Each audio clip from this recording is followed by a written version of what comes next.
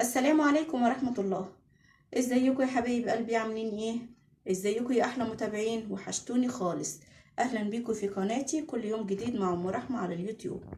النهاردة يا حبايب قلبي هنقدم كده اكلة حرشة وجميلة ولذيذة، شعبية جدا الكل بيحبها.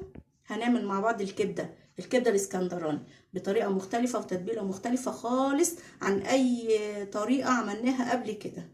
يلا نسمي الله ونصلي على الرسول واعرفكم تتبيلة الكبدة في البداية. اذا عجبكم الفيديو بتاعي لايك وشير وفعلوا لي زر الجرس واشتركوا لي في قناتي عشان يوصل لكم كل جديد. يلا نبدأ يا حبايبي ونتبل الكبدة بتاعتنا.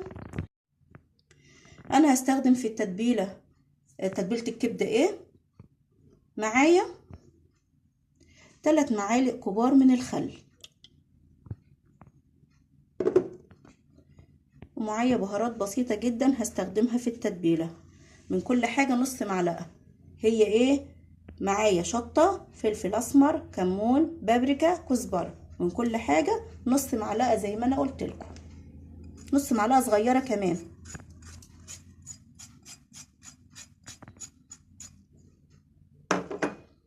معايا عصير ليمون، ده عبارة عن ليمونتين كبار عصرتهم.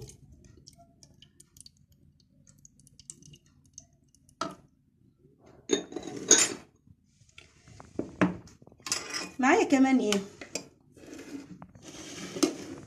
هريسة، دي هريسة الشطة. دي عبارة ايه عن فلفل اخضر واحمر حامي. انا فرمتهم في الكبة، مش هحطهم كلهم. انا هاخد قد ايه؟ هاخد نص معلقة، بتدي طعم حلو قوي للكبدة. ومعايا معلقة من الثوم، مش هاخدها كلها برضو، هاخد نص معلقة.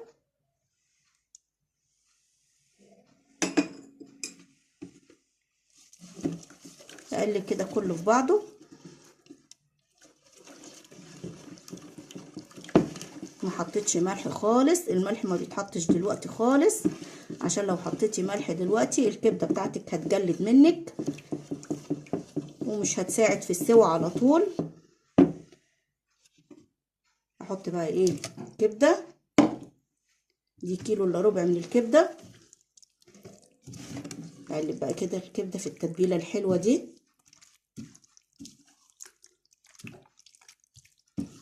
كده قلبتها، احطها بقى ايه في التلاجة كده لمدة ساعة.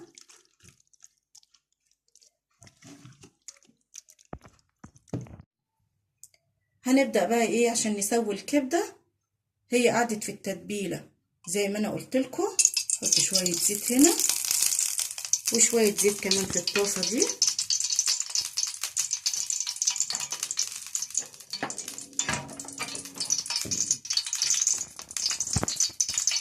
الطاسة دي عشان احط فيها الكبدة.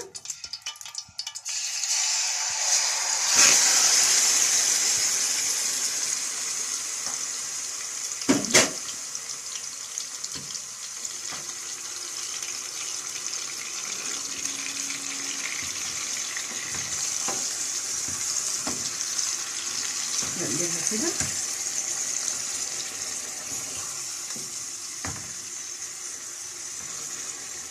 ريحة التتبيلة تحفة.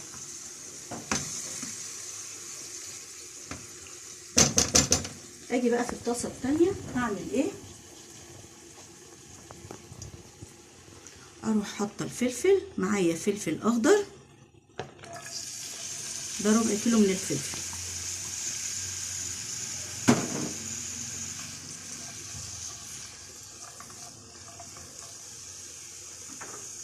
ومعايا فلفل الوان، انا كنت ايه مفرزاه في الفريزر.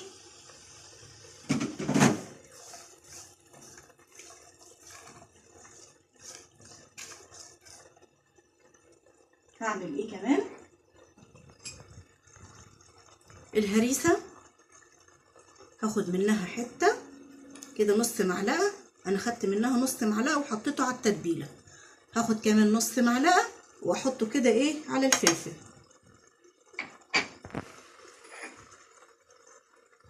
والثوم هاخد منه برضو نص معلقه زي ما انتم شايفين كده، واحطه على الفلفل.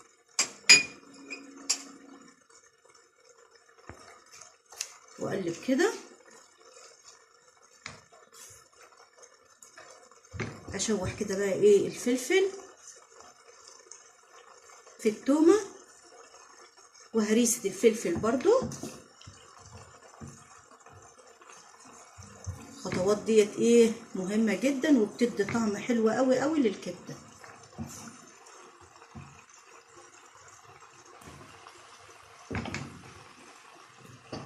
اقلب هنا.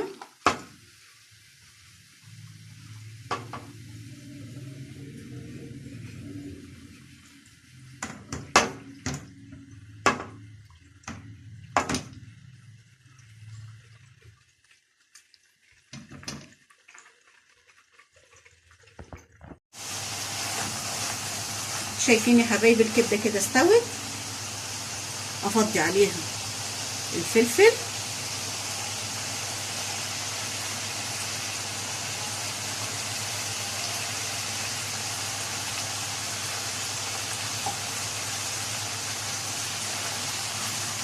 اقلب كده.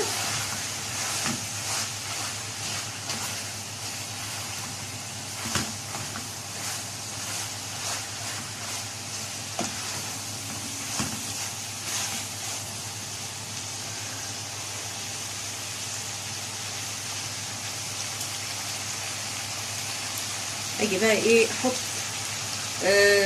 النص الاخير او نص معلقه الاخيره في ايه هريسه الفلفل، واقلبها كده واظبط الملح بتاع الكبده، وتبقى كده ايه الكبده خلصت. اظبط الملح بتاعها وبعد كده ايه اروح غرفاها في طبق التقديم، والف هنا وعافيه. الكبده كده بتاعتي خلصت واستوت وظبطت الملح بتاعها. غرفتها بقى في طبق التقديم زي ما انا قلت لكم. شايفين شكلها حلو ازاي؟ الشكل حلو والطعم حلو والريحه مش قادره اقول لكم. هتقدم بقى معاها ايه؟ شويه بطاطس محمره، شويه سلطه، شويه مكرونه، على حسب ايه ذوقك وعلى حسب ما انت تحبي. الفيديو بتاعي كده خلص، يا رب يعجبكم، يا رب يكون سهل وبسيط. عملنا النهارده مع بعض الكبده الاسكندراني بطريقه مختلفه وتتبيله مختلفه. اذا عجبكم الفيديو يا حبايب قلبي لايك وشير وفعلوا لي زر الجرس واشتركوا لي في قناتي عشان يوصل لكم كل جديد. مع السلامه.